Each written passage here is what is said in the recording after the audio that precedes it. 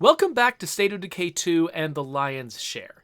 Before the episode started, I got a message from the Clio team up here at Mount Tanner reminding me that I need to kill all the Plague Hearts before I can get a Haven device. So that makes sense. Now, I know there must be a Plague Heart down here somewhere because I've got all these red outlined sites. There's a few places I haven't scouted. I haven't scouted this house. I have not scouted all of the houses up on the hill down here. And I don't know if you can get a Plague Heart at Snyder's, but yeah, and you know what? This place, they're free. So yeah, no, this is not a Plague Heart. So the Plague Heart is either down here or maybe it's over here. So I need to explore that area. And I definitely know that there's a Plague Heart up here. So we've got 2 destinations to hit. I think that I can probably get this done in a single episode, which will pave the way for me to finally get the Haven device that I've been looking for. So, as we were getting started, King Reginelli the Monster had a question for me. He asked, "Hello, I hope that all is well. Are we going to be able to take more than one survivor with us?" So I'm assuming you're talking about, followers. When you grab somebody, make them your companion, and take them with you when you're going out into the world. Right now, we limit you to only one character, and there's a reason for that. For the same reason, actually, that we don't let enclaves settle very close to each other, and so once you get a certain number of enclaves scattered across your map, you can no longer, new enclaves can no longer spawn, and that's because the game can only handle, oh right, this is not the way I want to go. Get off my car. The game can only handle a certain number of AI characters above a certain level of complexity. Now, zombies are simpler than humans. They have, a simpler range of behaviors they can engage in. They don't worry about a lot of stuff. They'll charge right through fire. They're kind of dumb, right? They're dumb on purpose. Partly because, thematically, zombies are supposed to be dead people who can barely think. But also, it's really, really helpful. One of the reasons why game developers love zombies so much is because their simple AI means you can have a bunch of them in the world at the same time making decisions. And because they're dumb and predictable, their AI can actually be a little simpler and a little, you can get a lot of them in the world and not be taxing your resources too much. Humans are a little bit more complicated. They've got melee weapons and ranged weapons. They need to. It's important to keep them alive. They got to avoid a lot of hazards. They need to know how to do a lot of stuff. And so human AI is more expensive than zombie AI. And so we actually very carefully budget how much human AI we have running at any given time. So that means that, we try to make sure that enclaves are a certain distance from each other so that by the time you get towards one enclave, you've left another enclave behind and their AI is no longer running the same way that it is if you're close to them. And so one of the other ways that we sort of manage that is we only let you have one companion. Because if you could have a bunch of companions, then you could take a bunch of humans and bring them with you anywhere. Bring them to a place that has another bunch of humans. And then you got too many humans, and the game slows to a crawl. You start dropping frames and stuff like that because the AI can't keep up. Or your processor can't keep up with the AI. So that's why. So I don't think, unless, there's some sort of magical revelation that we figure out. Whoa, there's 2 Plague Hearts up here. And a horde. Okay. Anyway, unless there's some magical revelation at some point in the future, we are unlikely to raise that limit. So yeah, sorry I can't give you the answer you're hoping for, but I guess I might as well. Okay, that guy doesn't even know I'm here. Cool. All right, so there's 2 Plague Hearts here, which I was not prepared for. Let's try to make this happen as fast as we can. So first, let's see if I can get it down to 1 level just by hitting it. I don't know. Because this is Nightmare, that takes a lot, unless I've got a heavy weapon. There we go. Let's get out of here. So I'm hitting it with a pipe bomb. Crap. I just heard a bad zombie. Ah! Wait, did I get it? Okay, yes, I did get it. Cool. Okay, that was... I probably should have grabbed one of my marathon characters. This guy's, or at least brought some snacks, like I never do. Oh gosh! I forgot that I had switched to fire. I did not mean to throw fire. Ah! That was terrible. Okay, that was a stupid move. At least the fire goes away fast. Alright, what I meant to do... Oh gosh. Yeah, that didn't work.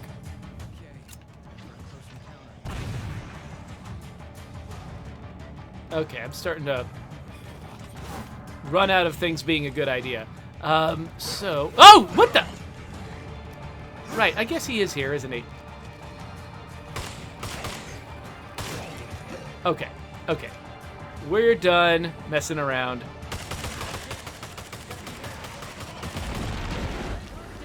There we go.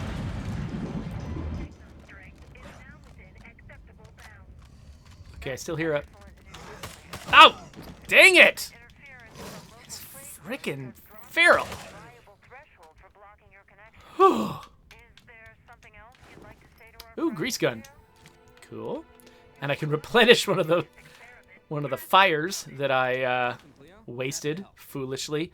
Do I need to grab all of this stuff? This guy's got a K-bar. Take a shriek knife over a K-bar. Gaff hook. Okay, let's use this. You know what? I should bring some of these. I'm probably not going to be able to pack up everything, but I can try. So if I run out of bullets, I can grab that guy. That, these. Everything else is stuff I want. Let's grab that gaff hook. It's clear, but I can't really secure this place with a playground close by. While I'm here, I suspect, yes, some good stuff in that box. Okay, I think that I'm actually tapped out of space. Okay, should I take out the other playground, or should I, you know what? I got injured enough. Let's go back. Let's go back and resupply. Mostly just because my efficiency-minded brain is going to be really frustrated when I don't have room to pick up everything in the next play card. So let's just drop stuff off, heal myself up, and then head back. I had kind of been thinking, oh, won't it be cool if I could just equip myself with a bunch of stuff and then just take out 3 play cards in one go. But now I'm just thinking maybe not. So let's go over to our outpost, and then if there's no zombies around, it's an outdoor outpost, so we're not going to feel that safe there. But if there's no zombies around, then I'll take a break and look at the chat. Oh gosh, all the ferals are here. Hopefully this is enough distance that they're going to lose me, and I'm not just going to have them suddenly tackle me out of the blue. Yeah, so here we are in the safe zone. No zombies spawning. Let's drop off whatever stuff. So this, and this, and this. The rest of this is all stuff that I need. Oh wait, let's reload though. And then let's grab other stuff. So this, these, this. And, okay. Yeah, I guess, you know what? We're not really going to need that gun. Let's drop stuff off. Alright, I think that's the equipment I want to take with me. So, just to be extra safe. Oh, wow, my car's already smoking. That's fine. I'll let it get a little bit worse. Let me catch up with the chat again real fast. So, I think I need to scroll up, actually, because I know there's at least one thing. Oh, so King Reginelli says that when my wife and I watch Eternals tonight, which is our plan, that we're really going to like it. I already like Eternals, actually, so I've already seen it. I had to go out and see it, like, pretty soon after it came out, because I actually did all of the preparation. Like, I downloaded all the Eternals comics, and I read them, and holy crap, they were dumb, a lot of them. They were... But they were ambitious. You know, they posited this weird alternate take on sort of Marvel cosmology and raised all these really interesting questions and then did not know what to do with them, at least the early Eternals comics. But then Neil Gaiman got a hold of it and he started exploring some of the interesting character questions. And then I didn't get much further than Gaiman's run. But like he kind of exposed that there was a lot more potential in that franchise than people might have realized if they just read the stuff from the 70s. But the thing that I really loved about the movie was that it was really like, it was tackling all of the interesting stuff from the comics. Like it didn't leave a whole lot out. It found a way to integrate most of the things that felt like they were important and prominent from the comics, but they did it in a much sort of better way that sort of hung together for a modern audience. It was just really surprisingly good. And the thing that I thought was the most interesting question in the comics, that the comics, at least as far as I read, didn't really explore very deeply. Those sort of questions of, what do you do when you work for a creepy, dark, evil god and you have your entire life, or just some of those other like deeper questions about like, well, what is... I don't know, like it's almost Lovecraftian, that sense of there being something so much larger than humanity that treats humanity like it's just nothing, that it's just morally irrelevant whether humans live or die. Encountering something of that scale, not something malevolent like Thanos, who really cares about killing all of these humans. It's something that does not care about killing all these humans. Grappling with something of that scale. And then what to do if you've had faith in this sort of thing your entire life and you start understanding what it's capable of. Like, those are the big questions. And I feel like the comics didn't delve deep into that. And the movie delves into that like crazy. So yeah, so I love the Eternals. I realize that is a controversial take, but I loved the Eternals. And yeah, anyway, I got spun off on that. That is not even what this is about. Hold on, let me quickly read a few more things here. So... Travi says, a quick idea while I'm here, although I'm sure you guys would have to go through a lot of licensing, but what if you guys added radio to the cars, or in general for when you're in the base? Just an idea. So yeah, I think adding licensed songs the way that, say, GTA does, would definitely be expensive and probably not worth it, because like we would have to start making more money from the game than we are right now in order to justify it, and I don't think that's likely to happen. We're maintaining a kind of a steady state, which is kind of nice and kind of unusual. Usually, a game's popularity drops off precipitously after release, and we've been maintaining our audience pretty steadily for a while. And yeah, so it's kind of an unusual, cool situation to be in. But suddenly taking on a new cost in that scenario just doesn't feel like it would probably happen. But it also, like, in the this is the zombie apocalypse. There would be people probably broadcasting on the radio, but I don't know if licensed music feels like it communicates a situation that we're in the same way. Having people talk over the radio and try to connect as people over the radio, which is what we do now, feels more appropriate than having the music on the radio just as though society had never collapsed. That's just how I feel about it, but, yeah, so we're probably not going to do that, probably for the cost reason more than anything else. But so you hit the nail on the head, Travi. You knew why I was going to say no, but... that isn't, and I could see there could be ways to make that work, like the way that Fallout uses vintage music to sort of communicate stuff about its world. I mean, there's definitely room for that sort of thing. But yeah, there you go.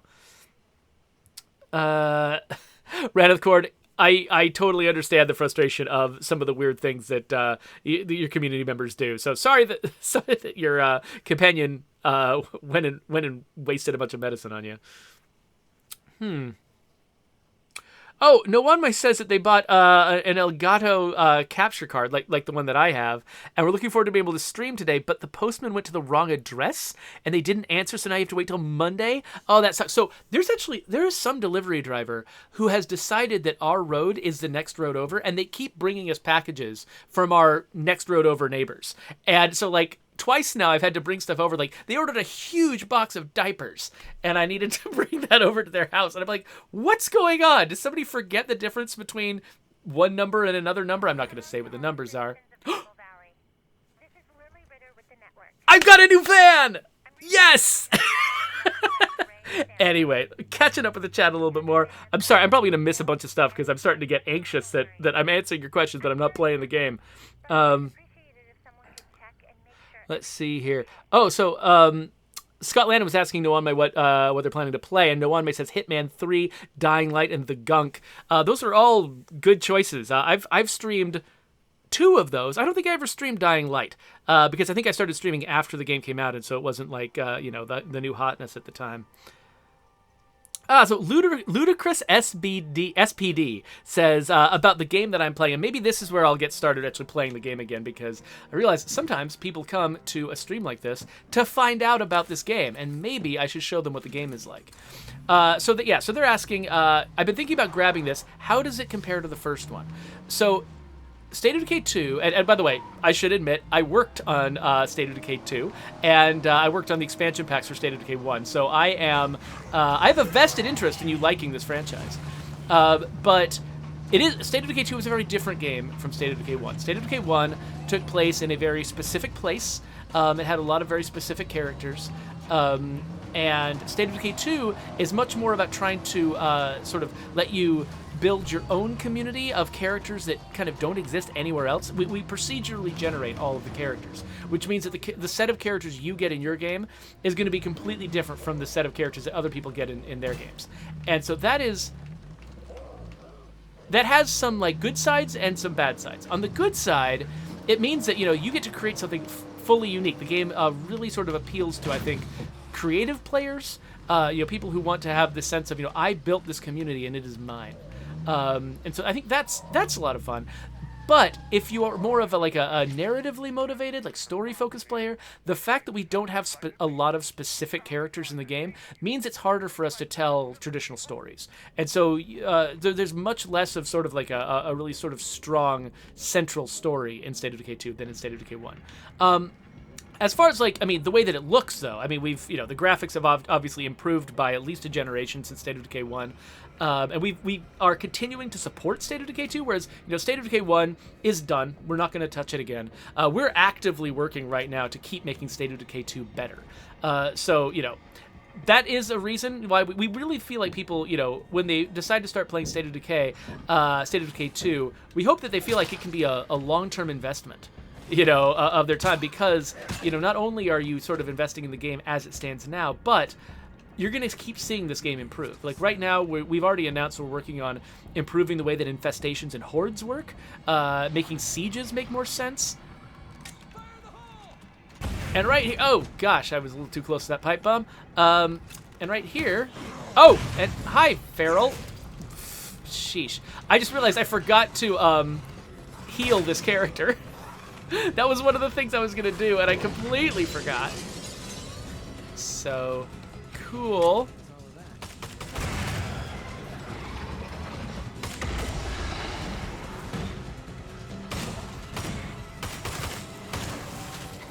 Also, there's a few new elements to State of Decay 2 that were not in State of Decay 1. For instance, this massive pile of flesh that I'm fighting, called a plague heart. Oh, I didn't. More ferals. Okay, nope. This is bad. This is really bad.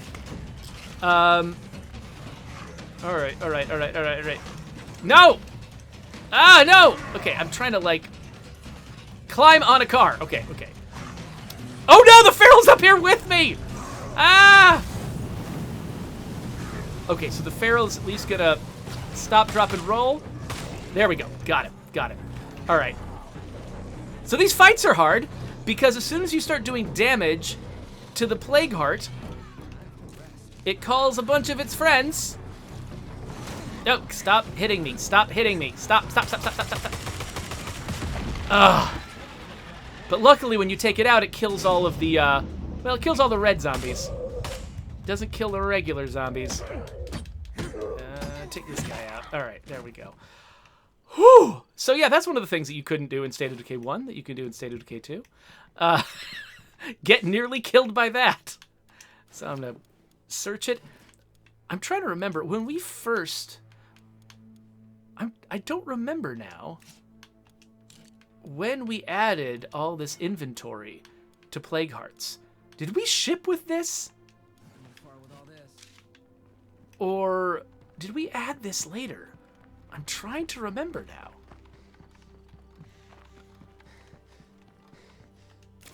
I've been working on this game so long, I literally can't remember how it worked at the beginning.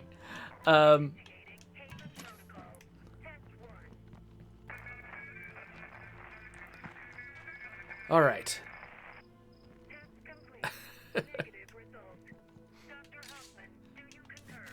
So when I was talking about the Eternals doing a better job in the movie than the comics did, Jedi Psytrix reacted like, "Hey, better than Neil Gaiman? You take that back, sir." So some of the best character, stuff that they put in the movie was drawn from the Neil Gaiman story. Like one of the things that Neil Gaiman latched onto was that one of the characters, one of the Eternals, in the original like 70s comics, was a child, and he kind of latched onto that sort of interview with the vampire sense of like what would it be like to be eternally a child, for everyone to always view you as a child, to just have this sort of childlike status in society all the time. Would that be weird? And the answer is yes, that would be weird. A character would probably be very unhappy about that. And so that was brought into the movie from Neil Gaiman. So yeah, so I think Neil Gaiman provided a lot of the best stuff that the character was going on with the characters in the Eternals. And I think that, the characters in the Eternals are a lot more serious than the characters in the comics. Like the characters in the movie are more serious than the characters in the comics, and I think that that's probably a good thing. Like in the original comics, a lot of them were almost like parodies of themselves. Like what was her name? Cersei, sort of the main character in the movie. She was just sort of this like vapid party queen in the original comics, and like it was almost like she was like one of the comic relief characters practically, because she was just so vapid and useless, and the movie made a lot more out of her than the comics did. So that is another thing that I appreciate, was that they weren't just sort of like, oh, what the heck, oh crap, that was bad. Okay, this character definitely needs to be healed. I can't get in my car until it's... Okay, my car is de-bloatified. Okay, cool. That was not what I was expecting. Okay, we're definitely going back to the outpost. This time we're healing, because we are in massive trouble right now. We're also repairing the vehicle. I am just, like... I'm sitting here getting distracted by topics like the Eternals and comparing the game to State of Decay 1, and I'm not paying attention to my character staying alive, which is pretty important. So let's head back to the safe area, back to our outpost. And this time, let's remember to heal this guy. Okay. At least this wasn't lethal. I would have been dead if that was lethal. I'm just playing in nightmare mode. All right, let's restock our stuff. Need more of that. Need more of these. I guess I don't need to necessarily get more explosives. I've got this 7.62 ammo. I've got enough of it, I think, to take a Plague Heart down. So I probably don't need that. I should... I've already got a repair kit in the car, but I might as well just leave that in the trunk, and I'll just use a new one from the outpost. Fixed up. There we go. And what did I drop in here? I dropped some extra stuff that I don't need. Grab that. How much? Oh, let's refuel it. All right. So since I'm back at the outpost, after I have again, so okay, let's just use all of those. And then let me also use some cure, just to make sure that... So, for those of you who have only played State of Decay 1, I just use some cure for the blood plague, because if I let the bar that used to be down there, if I let it get all the way full, my character is going to start a countdown to death.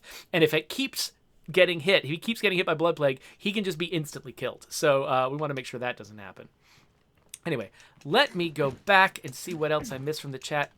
Climb your car, you jerk. Okay, whatever. Just gonna stand here. Hopefully no zombies are going to attack me.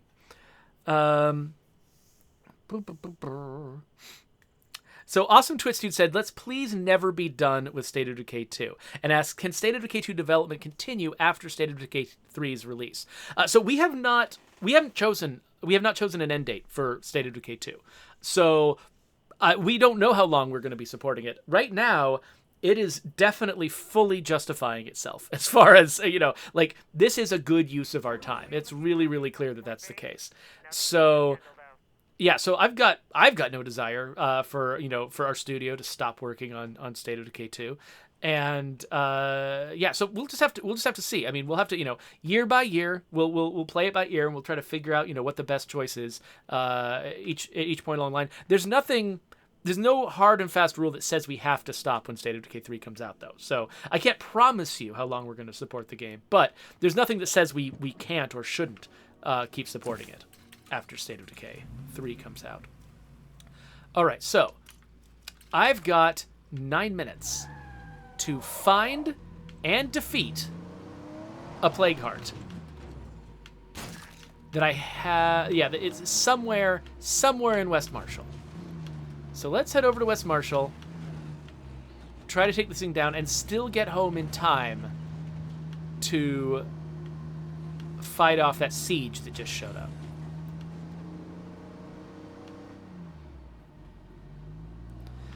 Okay, so Scott Lannon just went through the patch notes. Thank you, Scott Lannon.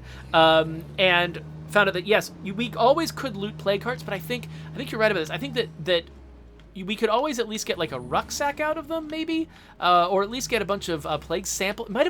It might have just been plague samples.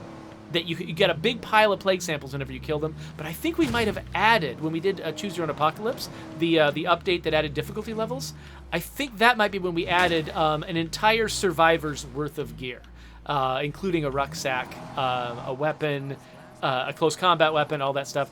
We added all of that stuff with Choose Your Own Apocalypse. That makes sense, Scott. I think that was what I was remembering, was the version where all you got from them was plague samples. And I think there was some, especially as we were making those fights more dangerous, there was a sense internally that we needed to justify that a little better. That make it so that, oh gosh, there's a bloater right there that I should definitely not hit with my car. Okay, why am I getting out? What am I doing? Hi, what's my plan exactly? I just want to get over here and see. Okay, we found the Plague Heart. That's the main thing I wanted to do, was find the Plague Heart. So, I mean, those zombies are going to come after me anyway as soon as I'm done fighting the Plague Heart. So, I mean, as soon as I start fighting the Plague Heart. So, maybe I don't care about the fact that they're all wandering around here.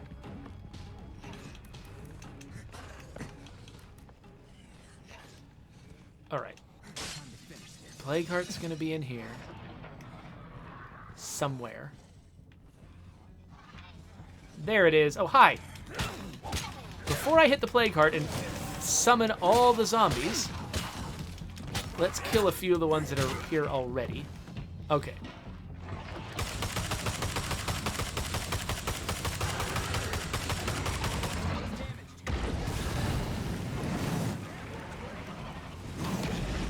Okay, I'm pretty sure I just heard a feral growl near me somewhere. It is so dark and the air is so thick here. I'm having a lot of trouble. There we go. It's gone. Was that the last one?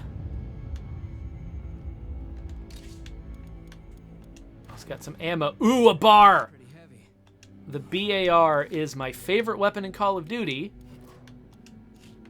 It's the one I've been like grinding in Call of Duty Vanguard for a while now. Just trying to... oh, hey, Matea, thank you for making it so easy to find my car. Just so that I can unlock the diamond skin for my BAR and then just use the BAR for the rest of my life. But that means I've had to play with like 6 other assault rifles in descending order of me liking them. I just keep having to play with worse and worse guns. And I'm not saying that the guns are bad intrinsically, but they're bad for me. They're not on my wavelength at all. And so right now I think I have to get 2 more bloodthirsty medals. 2 more, killing 5 enemies without dying. I have to do that.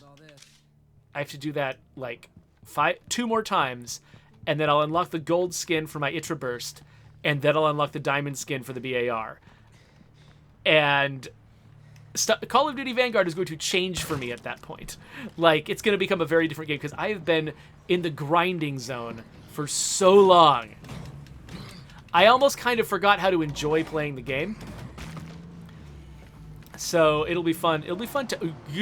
No. No, no, no, no, no, no, no, no, no. I've still got 4 minutes, which is good. I'm not in a rush. So I can stop, get out of the car, and be like, no!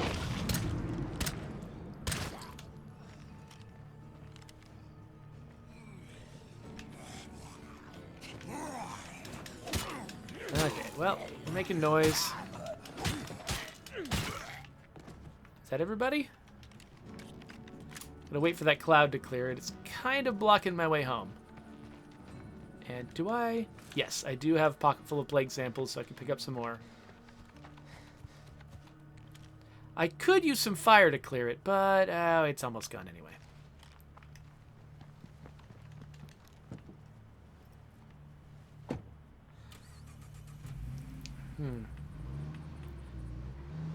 Malatour suggests that, that they'd love to have a trader in the game that sells rare weapons you've unlocked elsewhere.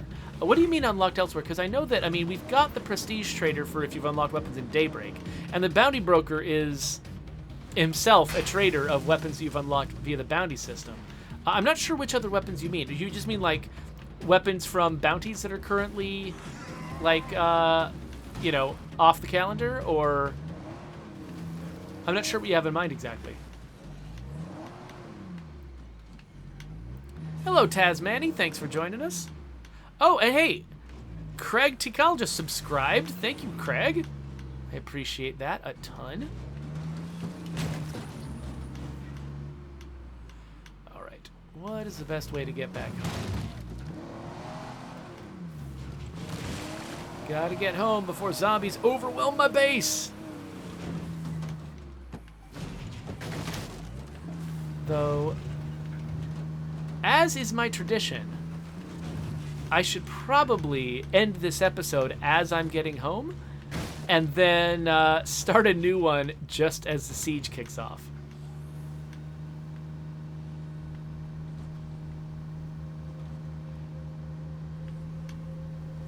Oh, it just occurred to me that I read that as Craig Tikal. It's actually Craig Tikal. Sorry about that. And, oh, hello, That Cotty Gamer. And look at this. I've got a new van. I'm also a terrible driver. Okay, here we go. Got a new van for the van pile. All right, let's teleport a bunch of stuff into the base. And, oh, out of storage fruit. We got to make some snacks. Or have a feast or something. I had room for all the rest of that stuff, though. Okay, gotta fix this car. Boom. All right, let's add it to the van pile. Another van for the van pile. Okay, I gotta get it. It's kind of a delicate operation. Gotta get it on the other side of that tree. There we go.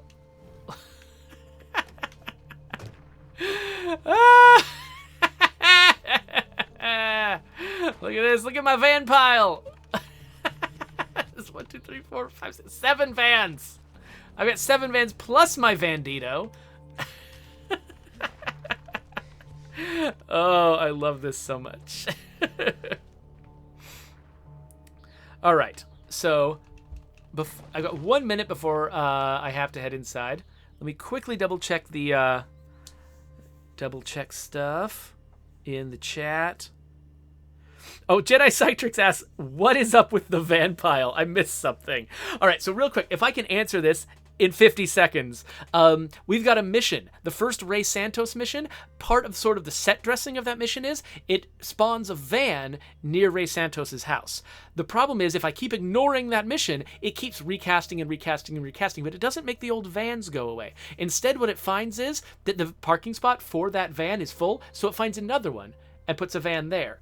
And it keeps adding vans to the world until it finds the parking spot right outside the farmland compound. And so what I've been doing is all those other van slots are full, and so every time that mission spawns, it spawns a van right in front of my house. And so I've just been grabbing those vans, driving them away to open up the space so that every time that mission casts, I get a new van. So there you go. There's the explanation. I'm going to pause the game and look through the chat one more time, and then we're going to wrap up this episode and start a new one. Boom, boom, boom, boom. So yeah, Tiger Slash says, love that glitch for the muscle and sports cars. Oh, that's right. I think is it the action movie personal arc? I think yeah, there's an action movie personal arc that I think does spawn a muscle car. So yeah, that's a good one. And Stealthy Assassin says, lots of rucksack storage. Oh, that's true. So I did overfill my food storage, and so now I'm going to need to use some food, unless I just want to stick a rucksack in one of those vans. I don't think I'm going to be one of those players. I mean, I understand the motivation. I'm not going to be one of those players. I do that in other games, like just going to whatever lengths it takes to keep and hold and hoard all of the resources I can. So I understand the motivation. It is what I would do if this wasn't my game. But because I've spent so much time working on this game, I'm a little more dismissive about having to retain everything, which is such a relief because it means I don't have to engage in those hoarding behaviors that I engage in every other game I play. And I can just relax and sort of, if I've got a lot of resources, I just blow them on stuff. Just blow it all on hats, is a phrase from Hot Shots that I stuck in my head for some reason. All right. So, let's see here. So Tasmani says, it was a nice change. I was just playing State of Decay Year 1 Breakdown. So I'm not sure which thing you mean about it being a change. I don't know what you're saying was a change, but I'm glad that you. It sounds like you're saying that you really liked State of Decay 2, and you felt like it was a nice change from playing a bunch of State of Decay Year 1 Breakdown. Maybe is that what you were saying? If that's what you were saying, I appreciate it. Thank you. Okay, it sounds like there's a child clawing at my door, so I'm gonna go deal with that for just a second. In the meantime, here's a subscribe button. You can subscribe to my YouTube channel. I'm going to make another State of Decay 2 video right now. That's going to go there. And then I'm going to be backed up pretty good. And so I should start making some videos about other games like this one.